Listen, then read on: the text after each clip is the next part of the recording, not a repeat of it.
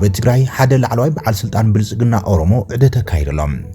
ዓራ መሬት ዘሎ ሓይልታት ትግራይ 4 ግንባራት ከም ዝበጽሑ ገሊጾም እዚ ከም ዲልን ከሎ እቶም ኣብ ዓራ መሬት ዘሎ ሓይልታት ዕጡቃት ትግራይ ተግባራዊ ስጉምቲ ንምጅማር ተዳሊናልና ኢሎም እዚ ከም ዲልን ከሎ ካብ ዞባ ምዕራብ ትግራይ ዝወፀ ሓዱሽ ሓበሬታ ድማ ኣስታት 800 የተከዘዘብ መኽበርት ሰላም ዝበሃል ዕጡቃት ሓይልታት ጽንተት ነቲ ዝተሃቦም ልኡኽ ብምቋም ነናብ ዝመጽሉ ተመሊሶም ተባሂሎም ኣብ ትግራይን ከምውን ኣብ ከተማታት ኣውሮፓን ኣሜሪካን ዓቢ ሰላማዊ ሰልፊ ተጋሩ ተደጊሱም በጀት ዓመት 2018 ኢትዮጵያ ኣስታት 2 ትሪልዮን ብር ምዃኑ ተገሊጸሎም ኣስመራ ዓቢ ብስራት ኣለኒ ኢላላም ሓደ ፍሉጥ ጋዜጠኛ ኢትዮጵያ ድማ ብሓይልታት ጸጥታ ኢትዮጵያ ከም ዝተኣሰረ ተሰሚዑ ብዛዕባ እዚኦምን ካልኦት ዝርዝር ሓበሬታትን ክንነግረኩም ኢና ክቡራት ተኸታተልቲ ዜናታት ትግራይ ሆራይዞን ድሙቕ ሰላምታና ኣብ ዘለኹም ይብጻሕኩም ነቶም ዘቕርብናልኩም ቀንዲ ነጥብታት ብዝርዝር ክንነግረኩም ኢና ሓደሽቲ ሰዓብትና ሰብስክራይብ ላይክ ሼር እንዳግብርኩም ዜናታትና ክትከታተሉ ንዕድመኩም ሰናይ ምክትታል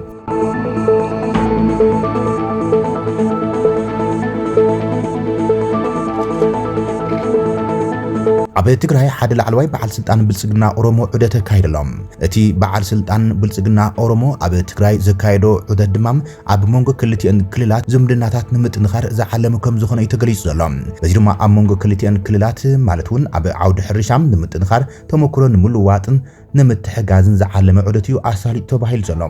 በሓላፊ ቢሮ ሕርሻ ክልል ኦሮሚያ ኣቶ ጌቱ ገመቹ ዝተመርሐ ጉጅለ ልኡኽ ላዕለዎት ሓለፍ ስራሕ ቢሮ ሕርሻ ክልል ኦሮሚያ ኣብ ቢሮ ሕርሻ ክልል ትግራይን ላዕለዎት ተመራመርቲ ሕርሻ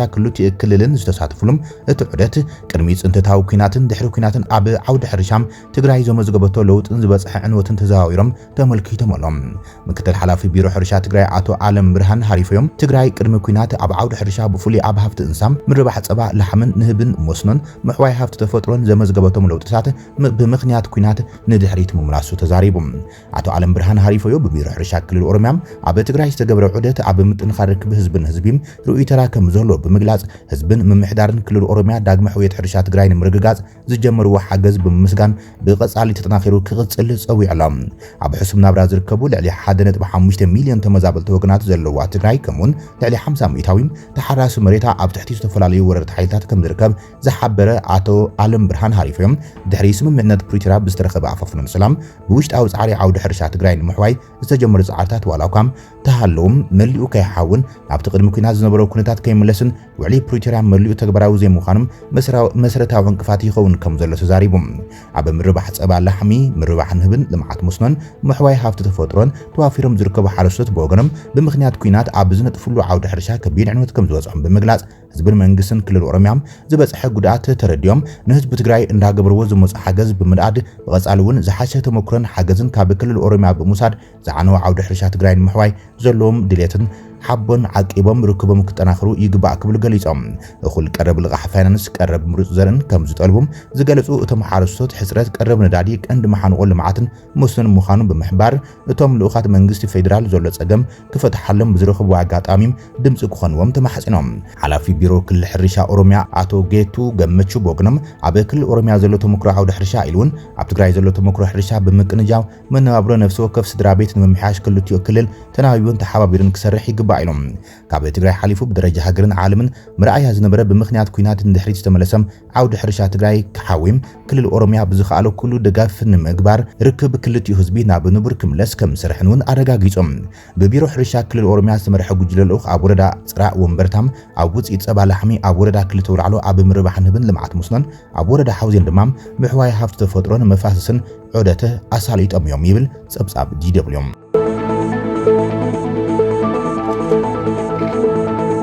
حرام مريت زلو حيلتا تقرأ 4 جنبارات كم زبصحو وعنا عزازيوم جليس ألام لعلوي عزازيوم مس بي بي سي عبز قبرت عن حيت زبعي جوجل هوحات عين خونن زبل سراوي تقرأ ببزحيم نابت امرت حرام مريت يوحزلو كبل تزاري بلام زي كم زيلون كل دما اتم عب حرام مريت زلو حيلتا تعطوات تقرأ تقبرها وسقمتي كم زجمرو عفليت ملام عزاز حيلتا تقرأ عب حرام مريت زخونه جنرال قبر جزابير بينه ودن ترم مس بي بي سي عبز كايدوك على محتت كاب كورن العلي عمرر حسراوي دبرتين زمر حوحات ኢና ንድግፍ ኢና ዝብሉም ነቶም ዝተቃወሙናዮም ከኣስሩና ይንቀሳቀሱ ነይሮም ኣምሊጥና ድማ ክብል ተዛሪበሎም እቲ ጀነራል ብተወሳኺ ናብ ሓራ መሬት ዝተኣኻኽብ ዘሎ ሓይሊ ሰራዊት ትግራይ ምስቶም ደገፍቲ ወሓት ዝኾኑ ካብ ኮርን ላዕሊ ኣመራርሓ ሰራዊት ናብ ኩናት ከኣትው እዮም ዝብል ሻውለት ሕብረተሰብ ከም ዘሎ ዘመላኽቶ ኮይኖም ንሕና ንበረኻ ዝወፃና ናብ ሓራ መሬት ወሪድና ዘለና ሓዱሽ ነገር ክንፈጥር ኣለና ኢልና ኢና እቲ ሓዱሽ ነገር ካብ ዝኾነ ይኹን ፓርቲ ነፃ ዝኾነ ሓይሊ ክንፈጥር ኣለና ዝብል እዮም ብመንግስቲ ዝእዘዝ ዝኾነ ፓርቲ ዘይእዞም ሰራዊት ትግራይ ክንፈጥር ኢና ንደሊ ክብል ተዛሪበሎም እዚ ከምዚ ኢሉ እንከሎ ድማ ንሕና እንሰርሖ ፓርቲም ንሕና እንተኽሎ ወተሃደራዊ መንግስቲ የብልናን ዝበለ ወደን ጥሩም ህዝቢ ትግራይ ብነፃነትን ብዘይሸራውን መንገዲ ንዝመረፁ ኣካል ኢና ክነገልግል ክብል ይሓቢሩ ዘሎም ሕዚ ኣብ ምግዳል ኣለና ኣብ ምግዳል ኢና ኣሪግና እቲ ዝኣረግናሉ ምግዳል ሓደ ነገር ንትግራይ ገዲፍና ክንኸይድ ኣለና ዝበለ ጀነራል ወደን ጥሩም ምስ ፓርቲ እናተጣበቐም ማሕተም ዝሕድግ ምስ ፓርቲ እናተጣበቐም ዝሸይም ዘውርድ ሓይሊ ገዲፍናሉ ነቲ መንእሰይ ክንኸይድ የብልናን ነቲ መንእሰይ ዘይሻርን ፍትሓዊ ሓይልን ንምፍጣር እምበር ናይ ዝኾነ ፓርቲ ሕሽክርና ይብልናን ኣይንገብሮን ድማ ኢሎም ዝተፈለየ ሓሳብ ወይ ቋም ዝሓዙ ኣመራርሓ ሰራዊት ስቂልና ናብ በረኻ ከም ዘይወፃና ኣብ ትግራይ ኮይና ብሓሳብ ክንእምኖም ብወረቐት እውን ፈቲና ኢና ክብል ኣዘኻኺሮም ኣብ ዮምና ዝወፃና ሰባት መጀመርያ ኣይንቕበልን ኢልና ኣጊዶምና ኣይንቕበልን ምባል መሰሊ ነይሮም ግን ናቶም ባህሪ ምእጋድ እዩ ኣነ ደጋፊ ወሓት ይኸውንኩን ማለት በዓሉ ይኽኣል ኣነ ኣይሽኮምን ማለት እዩ ሰራዊት ክሽከሞ የብሉን በዓሉ ክኢሉ ናብ ህዝቢ ኣቱም ይወዳደር ወሓት ይጠፍእ ኣይጠፍም በዓሉ ናይ በዓሉ ጉዳይ ይቕፅል ኣይቕፅል ናይ በዓሉ ጉዳይ ኣነ ዘገድሰኒም ጉዳይ ህዝቢ ትግራይ ክብል ተዛሪቡ ወደን ጥሩም ንደብረጽዮን ዝድግፍ ወሓትን ንስኹም ሓራ መሬት ዘለኹምን ንትግራይ ናብ ኩናት ሕድሕድ ተእትዋዶ ኣይኩነን ዝብል ሕቶ ዘቕረበሉ እቲ ጀነራል እዚ ብሰላማዊ መንገዲ ክኸውን ኣይኽልን ብጽሑፍ ፈቲና ተረዳዲና ማሕተም ኣይሕድግን ምባል የቕጽዕዶም ኣብያተ ጽሕፈት ብሞደሻ እናሰበርካም መመሓደሪ ምብራር ትኽክል ኣይኮነን ምባል የቕጽዕዶም ህወሓት ዝብሎ ነገር እንተዘይጌርካ ክትነብር ኣይትኽልን ኢኻ ካብ ትግራይ ትጠፍእ ዝብል እዩ ክብል እቲ ጀነራል ተዛሪቡ محتم يحد سمعتي سمع بعد خفكي محتم يحدقن زمبال يقصعده يقصعد كده تعمني بيرو يحدقن بيرو كبيرو من محدر موصى بيرو بمودشة الناس فركا وبمرتو الناس فركا مسوار تخكل يكون انزوله يحدقه يسرده يقصعده ده يقصع نقر تتبيلت زولون تزيلك تطفئ ካብ ትግራይ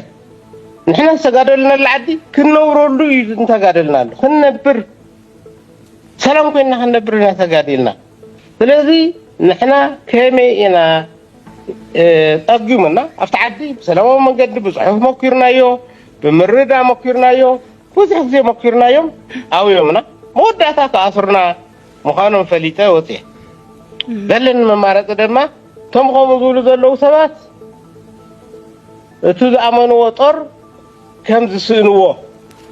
ሰራጽሎም ኣለኒ እቶም ከኣስሩና ፈቲኖም ትብሎም ዘለኻ ኣካላት እቶም ውግንነኦም ምስ ህወሓት ከም ዝኾነ ዝገለጹ ጀነራላት ድዮም መን እዮም هو ኣብ ሓራ መሬት ኢና ዘለና ኣብ ከይዲ እንታይ ክንኸውን ኣለና መፀውዕና ከዝብል ዕላው ክንገብር ኢና ክንደይ ትኾኑ ዝብል ዛጊድ ከባቢ 3-4 ግንባራት ኣለውና እተን ግንባራት ብዙሓት እየን ኢሎም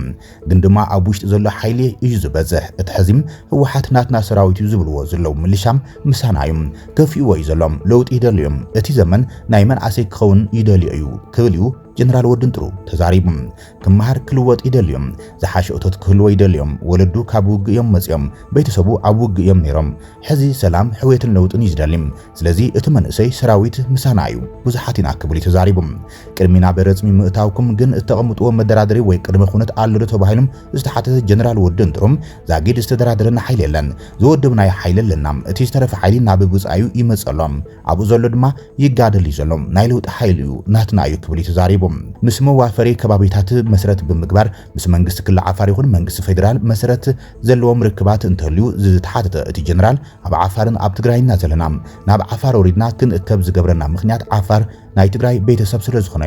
ዝፈቀደልና መንግስቲ የለን ፀጊምና ነይሮም ኣብቲ ከባቢ ዘለዉ ኣካላት ጸጊምናሞም ኣብዚ ዶ ክንተኣኻኽብ ኢልናዮም ጽቡቕ ተኣኻኽቡ ኢሎምና ዓብይ ነገር እውን ኣይኮነን ኣብቲ ጫፍ ናይ ትግራይ ኢና ዘለና ፍቓድ እናሓተሉ ነገር እውን የለን ክብል እዩ ገሊጹ ዘሎ ምስ መንግስቲ ፌደራል ዝኾነ ርክብ እንተለዎም ዝተሓተተ እቲ ጀነራል ምስ መንግስቲ ፌደራል ዘለና ርክብ ኣብኡ ከም ዘለና ይፈልጥዮም ካልእ ዝገብሮ ነገር የለን ርግጽ ወዲ ወረደም ወይ ፕሬዚደንት ጀነራል ታደሰ ወረደም ክሽዎም እንተሎም ገለ ዘለዕልናዮም ሕቶታት ኣለዎም እቶም ሕቶታትና ክምለሰሎም ሕቶታትና ንሕና ዘይሸራባኒና ዘይሸራዊ ሰራዊት ክነሃንጽ ኢና እንደሊም ኩሉ ግዜ ኣብ ፓርቲ ተጸጋዕ ሓይልም ነቲ መንእሰይ ዝጎድእ ለውጢ ዘኽልክል ጸረ ዲሞክራሲ ካይዳም እዚ ከወግደና ንደሊና እዚ ክፍታሕ ኣለውና ኣቕሪብና ኣለና እዚ እንተዘይተፈትሑም ንስኹም ደጊፍኩምና ኣይደገፍኩምና ኣየእትወኩምን ኢልናዮም ኣይ ክትረዳድኦልኩም ኢሎምና ካብኡ ስቂልና ቀጺልና ኢና ክብል ገሊጹ ዘሎ ጀነራል ወደን ጥሩም ኣብ 15 ጥሪ ዝተገብረ ወተሃደራዊ ኣኼባ ስዒቦም በቲ ውሳነ ዘይተሰማምዑ ኣኼባ ረጊጾም ዝመጹ ኣካላት ምሳኹም ድዮም ዘሎም ዝብል ሕቶ ዝቀረበሉ እቲ ጀነራል ሕዚ ምሳና ዘለዉ ዝተኻይደ ስራሕቲ ካብ ሓደ ሰራዊት ዘይሕሎ እዩ ክብርን ስምን እቲ ሰራዊት ዘይውክል ኣሰራርሓ እዩ ንህዝቢ ትግራይ ዘይጠቅም ኣሰራርሓ እዩ ዝብል ቅዋም ከም ዘለዎም ይገሊጾም እቶም ካልኦት ብጸት ድማ ቅዋሞም ኣይቀየሩን ከም ዘለዎ ኣለዎም ንሕና ኣብ ካልእ ኣለና ንሳቶም ኣብኡ ኣለዎም ንሳቶም እንታይ ይሰርሕሎም ካልእ ዘረባ እዩ ክብል ይገሊጹ ዘሎም ኣብዚ ኣነ ኣለኹ ካልኦት እውን ምሳይ ኣለዉ ዝበለ ወድን ጥሩም ብዛዕባኦም ምዝራብ ኣድላይ ከም ዘይኮነን ኣብ ዘሎ ነገር ንሕና ተወዲብና ንቃለስ ኣለና ብዙሓት መኮንናት ኣለውና ብዙሓት ክፍለ ጦራት ኣለውና ብዙሓት ኣመራርሓ ኣለውና ብዙሓት ሰራዊት እውን ይውሕዝ ዘሎም ነመዓልቱካም ዝመጽእ ብዙሕ እዮም ሕዚ ሪፖርት ይርኢ ነይሮም ብዙሕ ሰራዊት ዝኣቱ ዘሎ ናብ ሓራ መሬት ክብል ተዛሪቦም ጀነራል ወድን ጥሩም ኣብ መንጎ ኤርትራን ኢትዮጵያን ወጥሪ ሰፊኑ ኣብ ዘሎ ኩነታት ሓደ ክንፈ ወሓት ምስ መንግስቲ ኤርትራ ገሊኡ ድማ ምስ መንግስቲ ፌደራል ከም ዝወገን ዝንገር ዘሎሞም ኣብዚ ጉዳይ ናብ ኩናት ዘምርሕ እንተኮይኑ ኣሰላልፋኹም እንታይ ይመስል ተባሂሉ ዝተሓተም ኣዛዚ ሓይልታት ዕጡቃት ትግራይ ኣብ ሓራ መሬት ጀነራል ወድን ጥሩም ኣሰላልፋና ምስ ህዝቢ ትግራይ ንሳቶም ኣሰላልፎም ምስ ወሓት ስለ ዝኾነ ምስ ጎይቶኦም ምስኦም ክኸዱ ይኽእሉ እዮም ንሕና ግን ምስ ህዝቢ ትግራይና ክንተርፍ ሕወት ህዝቢ ትግራይ ክንሕሊና ናይ ህዝቢ ትግራይ ጸጥታ ክንዕሪና ወገንተኛ ዘይኮነ ሓይሊ ህዝቢ ትግራይ ክንሃንጽና ክብል ተዛሪቦሎም ኣዛዚ ሓይልታት ትግራይ ኣብ ሓራ መሬት ጀነራል ገብረ እግዚአብሔር በየነም ወድን ጥሩ ንቢቢሲ ኣብ ዝሃበ ቃለ ምሕተት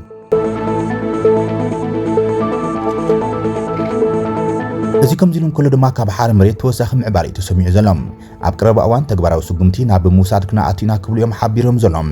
ሓደ ካብቶም ኣብ ሓረ መሬት ዘለዉ ዕጡቃት ዝኾኑ ሸዊት ቢተው ሎሚ ኣብ ዘርጉ ሓበሬታም ኣብ ቀረባ ዕላማና ናብ ተግባር እንሽርፈሉ ኩነታት ንምፍጣሪና ተዳሊና ዘለና ክብል ገሊጹ ዘሎም ኩሉ ስራሕቲ ኣጻፊፍና ኣብ ናይ መወዳእታ ምዕራፍ በፂሕና ኣለና ክብል እዮም ሸዊት ቢተው ገሊጾም ንእሽተይ ጥራሕ ዕግስ ንበል ቃልናን ተግባርናን ተዋሂዱ ዝረኣየሉ ኩነታት በፂሕሎም ትግራይ ናይ ኩላትና ተጋሪዮም ቃል ብጾትና ኣይነዕብርን ክብል እዮም ተጋራላይ ሸዊት ቢተው ካብ ሓራ መሬት ገሊጹ ዘሎም ሓዱሽ ምዕባለ ምዕራብ ትግራይ ድማ ክንርኢ ክቡራት ተኸታተልትና ጸላእቲ ዓቕሊ ጽበት ተስፋ ምቑራጽን ዘበገሶ ኣብ ኩለን ወረዳታት ማእሰርቲ ኣጠናኺሮም ይቕጽሉ ከም ዘሎም ካብቲ ዞባ ዝወፅእ ሓበሬታ ኣመልኪቶሎም ኣብ ወረዳ ጸገዴ ዞባ ምዕራብ ትግራይ ኣብ ዳራ ሸሓግነ ተዋፊሮም ዝነበሮም 800 ዘብዕተከዘ ወይ ድማ ኣኽበር ሰላም ተባሂሎም በቶም ሓይልታት ጽንተት ዝተዋፈሩ ዕጡቃት ነቲ ወፍሪ ብምቋም ንናብ ገዝኦም ከም ዝተመለሱ ተገሊጹ ዘሎም ካብቶም 800 እቶም 150 ዝኾኖም ብትእዛዝ ኮሎኔል ደመቀ ዘውዱም ክተርፉ ዝተገብሩ ኮይኖም ቅሬታ ኣልዒሎም እዮም ይብል እቲ ፍልፍል ሓበሬታ ንሕና ውሕዳት ኢና ብናትና ዓቕሚ ንሞርሰ ጽላ የለን ኣይንወፍርን ብምባል ዓሚጾም ኣብ ከተማ ንጉስ ቴክኒክን ሞያን መሰልጠን ኮሌጅ ተዓሽገም ኣለዉ ይብል እቲ ፍልፍል ሓበሬታ ሕዝቢ ዘሎ ጭቡጥ ሓበሬታ ድማ ይብል ጣብያት ኣዳራም ሸሓግነ ዋልካ ማይ ወዲ ሳሊሓም ደብረ ሓርያም ማይ ደሊም ዙርያ ዳንሻ ብክፋል ግጨው ጎቤም ከባቢ እምባጓሌ ወርዒ ብፍላይ መንደር 6 ዓለም ገነት ቆላ ቆላ ከባቢታት ኣብ ሰዓት ብመነቶም ዘይፍለጡ ዕጡቃት ሸፋቶም ቁጽጽርየን ተታሒዘን ዘሎ ኢሎም ነፃ ኮይንካ ፍጹም ምንቅስቃስ ኣብ ዘይከኣለሉ ብርኪ ከም ዝበጽሑ ድማ እቶም ምንጭታትና ገሊጾም ኣለዉ ይብል እቲ ፍልፍል ሓበሬታ ኣብ ዘንስተጠቀሳ ከባቢታት ዘለዉ ናይ ጽንተት ኣካላትን ካብ ስጋት ዝብገስ ኣብ ገዝኡ ደቂሱም ዝሓድር የለን ዝበለ ኮይኖም ብኣቆጻጽራ ግእዝ ምሽት 12 ሰዓት ምስ መለም ኣብ ቀረቦም ናብ ዝርከብ ዱርን ሽንጥሮታትን ተሓቢኦም እዮም ዝሓድሩ ፖሊስ መኽበርቲ ሰላም ምልሻታት ናብቲ በብቀረቦም ዝርከብ ጸጥታ ቤት ጽሕፈት እናተመላለሶም ቃል ብቃል ንሕና ኣብ ጸገም ወዲቕና ኣለና ሰሪሕና ደቅና ክንዕብይ ከኣልናን እቲ ዝግበር ዘሎ ምንቅስቃስ እውን ንሕና ብዛኣመናሉ ኣይኮነን ዝብሉ ሓሳባት የልዕሉ ከም ዘሎም ሰማዕ ግን ከም ዘይረኸቡ እዮም እቶም ፍልፍላት ገሊጾም ዘሎም እሱራት ፖለቲካ ዝበልዎም ብምሉኦም ከካብ ወረዶም ተሓሒዞም ናብ ሑመራ ኣትዮም ይጓዓዙ ከም ዘለዉ ይገሊጾም ናብ ሑመራ ይጓዓዙ ከም ዘለዉ ተገሊጹ ዘሎ ሕዚ ተኣሲሮም ዘለዉ ፍሉይ ቦታ ካብ ዞባ ምምሕዳር ኣብ ቀረባ ርሕቀት ዝርከብ ቁጥሪ 6 ዝበሃል ቤት ማእሰርቲ እዮም ኣተሓዛቶም እስራት እውን ሰብኣውነት ዝጎደሎ ዘይተኣደነ ግፍዓት ዝበጽሕ ዘሎም ካብቶም ተኣሲሮም ነይሮም ዝተለቀቁ ኣካላት አረጋጊጽና ኣለና ይብል ሽፍታ ኮሎኔል ደመቀ ዘውዱ ምስቶም እስራት ኣብ ዝነበረ ጻንሒት እቶም ብመንነቶም ዝተሓዙ እስራት ንሕና እንታይና በዲልና ናይ ሸፋቶ ኣተሓዛም ይኹም ዝሒዝኩምና ዘለኹም ዝብሉ ሕቶታት ኣልዒሎም ይብል ደመቀ ዝሃቦም መልሲም እንተደሊና መንግስቲ ንኸውን እንተደሊና ድማ ሸፋት ንኸውን ሕዚ ድማ ሸፋቲና ኮይና ዘለና ከምኡ ጌርኩም ቁጽርና ኢልዎም ደመቀ ዘውዱን መሻርክቱን ብዝሓድሮም ራዕዲ ውግእ ተተወሊዖም ናብ ክልል ኣምሓራን ምህዳም ክጥዕሞም ቤት ጽሕፈቶም ናብ ዳንሻ ከም ዘዘዋውርዎ እውን ገሊጾሎም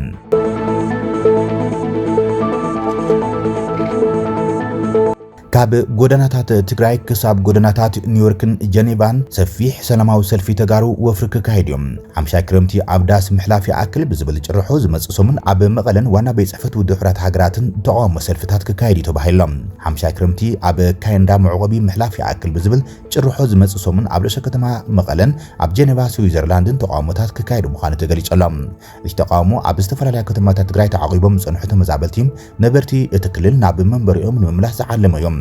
እቲ ሰልፊ ካብ 11 ክሳብ 13 ሰነ 2017 ዓመተ ምህረት ዝካየድ መደብ ተታሒዙ ዘሎ ኮይኖም እቲ ሰልፊ ቀንዲ ዕላምኡ ኣብ እዋን ኩናት ኣብቲ ክልል ካብ መንበሪኦም ተመዛቢሎም ኣብ ዝተፈላለዩ መዕቆቢ ቦታታትን ማዓስከራት ስደተኛታት ዝነብሩ ዘለዉ ተጋሩም ቅድሚ ዝቕጽል ዘሎ ክረምቲ ናብ ገዝኦም ክምለሱ ምግባር ምዃኖም ቴሌቪዥን ድምጽ ወያነ ገሊጻላ እቲ ተቃውሞ ብጽላል ሲቪል ማሕበረሰብ ምዕራብ ትግራይ ዝተዳለወ ኮይኖም ኩሉ የገድሰኒ ዝብል ድማ እጃም ክጻወት ጻውዒት ቀሪበሎም እቲ ጸብጻብ ተወሳኺ እቶም ኣተሓበርቲ ስምምዕነት ፕሪቶሪያ ኣብ ልዕሊ ፈረምትን ወገናትን እቲ ስምምዕነት ጸቕጢን ምፍጣር ዝዓለሙ ምዃኑ ገሊጾም ብፍላይ ኣብ ልዕሊ መንግስቲ ፌደራልን ማሕበረሰብ ዓለምን ጸቕጢን ምፍጣር ዝዓለመ ሰላማዊ ሰልፊ ምዃኑ ተመልኪቶም እቲ ጸብጻብ ጉዳይ ተመዛበልትን ኩሎም ፎቶውቲ እቲ ክልል ዘተሓስብ ጉዳይ ስለ ዝኾኖም ኩሎም ፎቶውቲ ትግራይ ኣብዚ ኣብ ውሽጢ ሃገርን ወጻን ዝካየድ ታሪኻዊ ሰላማዊ ሰልፊ ተሳቲፎም ድምጺ ተመዛበልቲ ክኾን ድማ ጻውዒት ኣቕሪቡ እዮም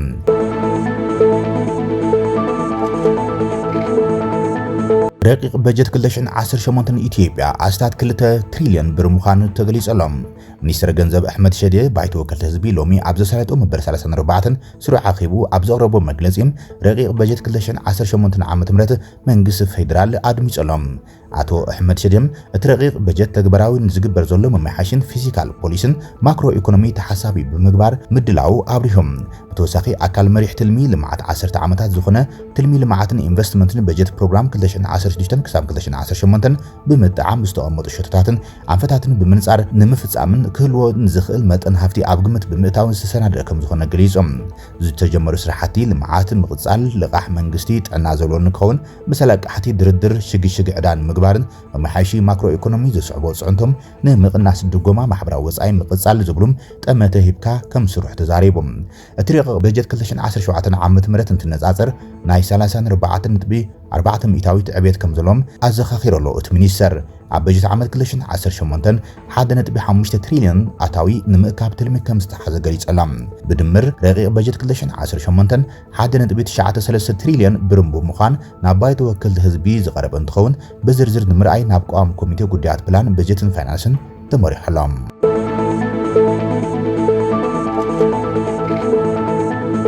ኣስመራ ዓብይ ብስራት ኣለን ኢላም ምስ መራሕቲ ህወሓት ጽምዶ ኣብ ምሕያል ከም ዝርከብ ዝንገረሉ ዘሎ መንግስቲ ኤርትራ ዝቁጽህ ኣይኮነና ብሎም ፕሮፓጋንዲስታቶም ፍልፍል ፕሮፓጋንዳ ሃግደፍ ዝኾነ ስነዳን ምርምርን ናይ ፕሮፓጋንዲስት ስርዓት ክደፍ ዝኾነ ኣወል ስዒድ መላለይ ፎቶ ተጠቂሞም ኣብ ዘርጎ ሓበሬታም ኣስመራ ዓብይ ብስራት ኣለዋ ኢሎም ጽምዶ 6 ብስራት ሒዛ ትመጽእ ከም ዘላ ዝገለጸ ትፍልፍል ኣብ ሰዓት ካብ ትግራይ ናብ ኣስመራ ዝኣቶም ዓብይ ጋሻ ኣብ ኣስመራ ይርከብ ኢሎም ሐሙስ ዓብይ ብስራት ክትሰምዑኹም ዝበለ ትፍልፍል ኣብ ደባት ዝርከቡ ክልቲኦም ህዝብታት ብሰላም ክነብሩም ናብ ነብሩ ክምለሱን ብንግድን ካልኦት ክተኣሳሰር ከቢድ ስራሕትዮም ዝስራሕ ዘለው ኢሎም ምስ ዕብየት ናይቲ ስራሕ እቲ ዝተረፈ ሐሙስ ኣብ ዝቃላሕ መልእኽቲም ብስራት ክሰምዑ ኢኹም ይብል እቲ ፍልፍል ፕሮፓጋንዳ ስርዓት ግደፍ 4 ኪሎ ደው ተብሎ ነገር የሎን ድሕሪ ደጊም 4 ኪሎ ተላኽሶ ኩናት ህዝብታት ኤርትራን ትግራይን የሎን 4 ኪሎ ትምዝምዞ ጸውታውን የለን ጽምዶ ሰላም ክቕጽል ጥራይ ዘይኮነም ኣብ ጫፉን ክበጽሖም ነቶም ኩናት ዘሳውሩ ግጭት ህዝብታት ዝህንዱሶም መልእኽትና ዓድዋዓል እዩ ክብል ፍልፍል ፕሮፓጋንዳ ሃገደፍ ስንዳን ምርምርን ገሊጹ ዘሎም እቲ ጽምዶ ዛጊድ ብወግዒ ኮይኑ ዘሎ ኣብ መንጎ ፕሮፓጋንዲስታት ህወሓትን ህግደፍን እዩ ዝካየድ ዘሎም ብደረጃ ላዕለዎት መሪሕነት ክልቲኦም ውድባት ግን ገና እዩ ዕላው ኣይኮነን ኣብዚ ሕዝዋን ሰራዊት ኤርትራ ካብ ዓዲ ኢሮብ ጀሚሩ ክሳብ መሬት ኣድያቦ ከባቢታት ባድመ ዘሎ ሰፋሕቲ ግዛኣታት ትግራይ ኣብ ትሕቲ ቁፅሪ ከም ዘሎ ዝፍለጥ ኮይኖም ንክወፅእ ዓለም ለኻዊ ፃውዒታት ይቐርብሉ እዮም ዘሎም እንተኾነ ግና መንግስቲ ኤርትራ ሽሑኳ ምስ ትግራይ ጽምዶ ዝብል ኣጀንዳ ሒዙ ዝተቐልቀለ እንትኾነ ኣብ ጉዳይ እቶም ወሪሩ ሒዝዎም ዘሎ ግዛኣታት ትግራይ ግን ናይ ኤርትራ ላዕላውነት እዮም ብምባል እዩ ዝከላኸል ዘሎም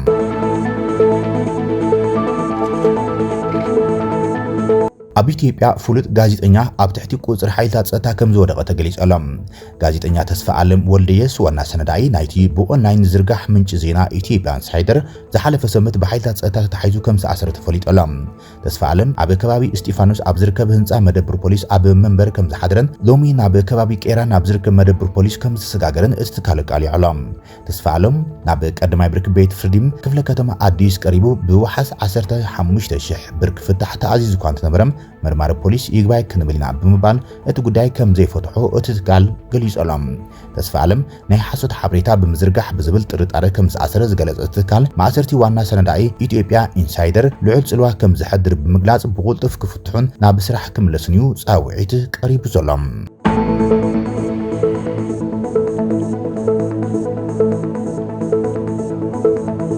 ክብራትን ፍትዋትን ተኸታተልቲ ዜናታትና ነዚ ሰዓት ዘተኣኻኽ ብናይ መሓደሽቲ ምዕባለታትን እዋናዊ ዜናታትን ዛዚምና ኣለና ብሰናይ ምክትታልኩም ንመስግን ሰላም